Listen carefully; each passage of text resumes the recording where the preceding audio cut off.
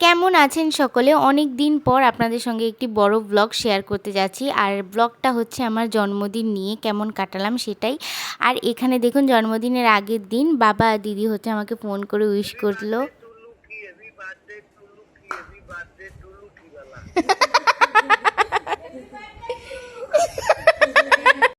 আর এরপর আমি বার্থডে দিন সকালবেলা ঘুম থেকে উঠে পড়েছি। আর আমাকে দেখুন কেমন লাগছে ঘুম থেকে উঠে।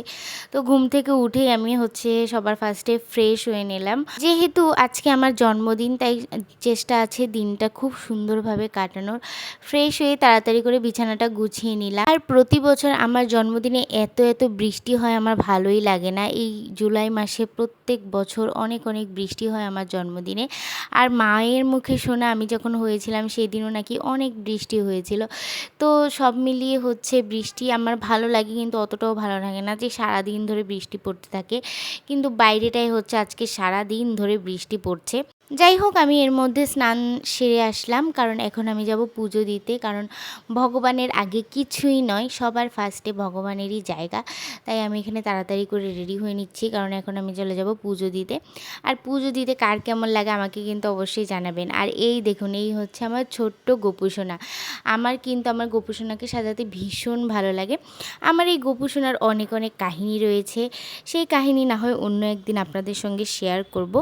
আর আজকে দেখুন কত ফুল ফুটেছে গাছে। ফুল বেশি হলে কার না পুজো দিতে ভালো লাগে, আমার আবার ফুল বেশি হলে ভগবানকে সাজাতে ভীষণ ভালো লাগে। আর আমাদের ছাদের গাছে অনেক গাছ রয়েছে। নেক্সট কোনো ব্লগে আমি চেষ্টা করব আপনাদেরকে আমাদের গাছগুলো দেখানোর। অনেক গাছ রয়েছে, আমরা অনেক ফুল পাই, আর এক ঝুড়ি ফুল হয়ে যায়। আর এই যে কথা বলতে বলতে কিন্তু আমার ভগবানকে সাজানো একদম কমপ্লিট। দেখুন তো আমার ঠাকুরকে কেমন লাগছে। আর এই যে আমার ছোট্ট গোপুসোনা। তো এই যে আমার কিন্তু পুজো দেওয়া শেষ। পুজো দেওয়ার শেষে আমি সকল গুরুজনদেরকে প্রণাম করছিলাম এখানে, যেহেতু আজকে আমার জন্য খুব সুন্দর একটি দিন, তাই সকলের আশীর্বাদ নিয়েই দিনটি শুরু করছিলাম। আর সকলের আশীর্বাদ নেওয়ার পর মেশো এখানে আমাকে হচ্ছে টাকা দিল, বললো যে তুই কিছু একটা কিনে নিস তোর পছন্দ মতো। আর সকলে আমাকে অনেক আশীর্বাদ করেছে। আর এরপর খাওয়া দাওয়া শেষ করে বিকেলবেলা চলে গেছিলাম ছাদে। ছাদে গিয়ে দেখলাম যে নতুন গাছে আমাদের পেয়ারা হয়েছে। আর মাও ছাদে কাজ করছিল, তো মা কী কাজ করছিল সেটা দেখার জন্যই বিকেলবেলা আমরা চলে গেছিলাম ছাদে। আর আমাদের ছাদে কিন্তু অনেক সুন্দর ফুল গাছ রয়েছে, যেগুলো বৃষ্টিতে ভিজে আরও সতেজ হয়ে গেছে। আর এই যে দেখুন আমাদের ছাদে কিন্তু ড্রাগন ফল গাছও রয়েছে অনেকগুলো। আর আজকে আমি এখান থেকে 2টো ড্রাগন ফল পেরেছিলাম। কার ড্রাগন ফল খেতে ভালো লাগে। মা এখানে 2টো পেয়ারা ছিঁড়ে দিয়ে বলছিল এই নে, এগুলো তুই রাখ। আর এটা হচ্ছে সুইট লেমন গাছ। এই লেমনটা খেলে নাকি মিষ্টি লাগে, তো আমি এখন খেয়ে টেস্ট করব। প্রথমে যখন মুখে দিয়েছিলাম তখন আমার কাছে খুব তেতো লেগেছিল, কিন্তু পরে যখন আমি রসটা খেলাম তখন আমার কাছে একটু বেটার লেগেছিল। আর এরই মধ্যে মামি হঠাৎ করে আমাকে সারপ্রাইজ দিল। মামি আমার জন্য সুন্দর একটি গিফট নিয়ে এসেছে, সেটা পরে বলছি যে কী গিফট এনেছে মামি আমার জন্য। সন্ধেবেলা ভাই চলে গেছিলো মার্কেটে, আর আমার বার্থডের জন্য ডেকোরেশনের জন্য যা লাগবে ও সব নিজের হাতে পছন্দ করে নিয়ে এসেছে। আর এই ক্যান্ডেলগুলো আমি অনেক আগে ওকে বলেছিলাম যে ভাই আমার এই ক্যান্ডেলগুলো ভালো লাগে, ও সেটা মনে করে আমার জন্য এই ক্যান্ডেলগুলো নিয়ে এসেছিলো। এরপর তো শুরু হলো বার্থডে ডেকোরেশনের পালা। মামি এখানে বসে বেলুন ফুলিয়ে দিচ্ছিল, আমি ভাই হচ্ছে সাজাচ্ছিলাম। আমার বার্থডে আমিই সাজাচ্ছিলাম। যাই হোক, ভাইয়ের সাথে আমিও সাজাচ্ছিলাম, কারণ কি ও পারছিল না একা, ছোটো মানুষ এত কিছু অ্যারেঞ্জ করতে, তো ওকে সাহায্য করছিলাম। আর মামি আমাকে দিয়েছে এই সুন্দর শাড়িটা, যেটা আমি আজকে বার্থডেতে পরবো। তো আমার খুব শখ ছিল যে একটি নীল শাড়ি, তাই মামি আমার সেটা মনে রেখে আমাকে এই সুন্দর নীল শাড়িটা গিফট করেছে।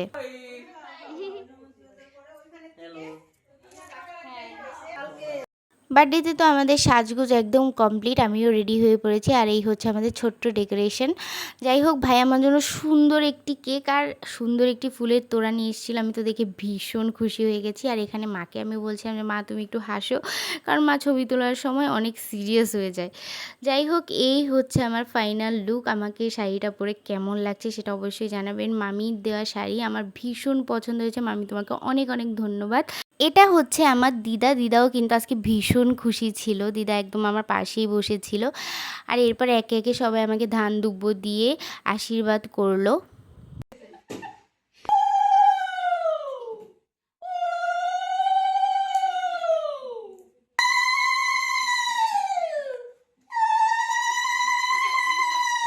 দিদা দিদা সব ভিডিও না ভিডিও করো এসব এরপর ভগবানের কাছে একটি উইশ চেয়ে শুরু হলো কেক কাটা।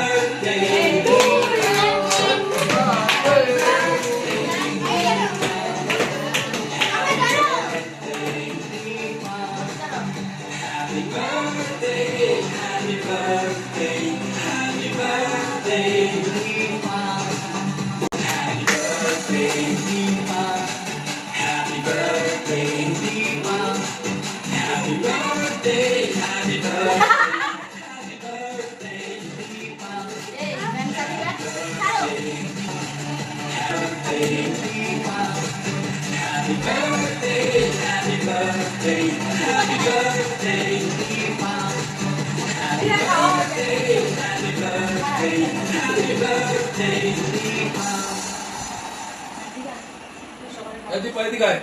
এই যে এই নেতা ভাই একটা ছবি তুলো দীপা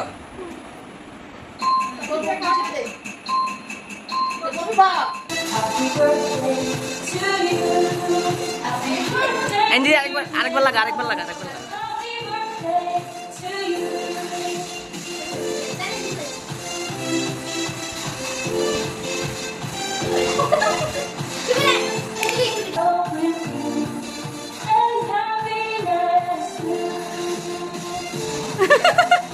কেক কাটা তো শেষ, সকলে মিলে দেখুন আমার মুখে কত ক্রিম লাগিয়ে দিয়েছে। আর যেহেতু টিভিতে গান চলছিল আমি নাচ করছিলাম এখানে, আর টিভির সামনে গিয়েও একটু নাচ করছিলাম। দেখুন পিছনে বার্থডে সং বাজছিল আর আমি সামনে নাচ করছিলাম। তো এই হচ্ছে আমার বার্থডে একদম শেষ পার্ট। সবাই দেখুন আমাকে ক্রিম লাগিয়ে কি করেছে। তো আমাকে কেমন লাগছে সেটা অবশ্যই আপনারা কমেন্টে জানাবেন। আর সবাই কিন্তু আমার জন্য অনেক অনেক অনেক বেশি আশীর্বাদ করবেন। টাটা।